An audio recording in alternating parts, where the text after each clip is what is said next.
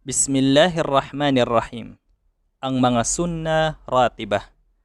Ang pangangalaga sa pagsasagawa ng mga sunna ratibah ay dahilan ng pagkaroon ng pagmamahal ng Allah at pagkamit sa pamamagitan nito ang mabuting balita ng propeta sallallahu alaihi wasallam na bahay sa paraiso.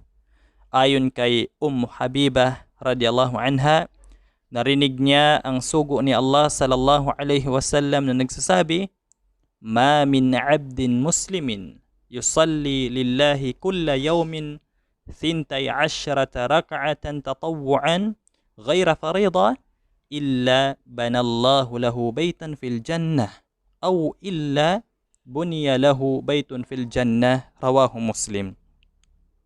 Walang isang lingkod na Muslim na nagdarasal kay Allah sa bawat araw ng 12 raka'a na salah na pagkukusang loob, hindi sala na isinatungkulin, malibang gagawan ito ni Allah ng isang bahay sa paraiso o malibang gagawan siya ng bahay sa paraiso. Isinalaysay ni Imam Muslim.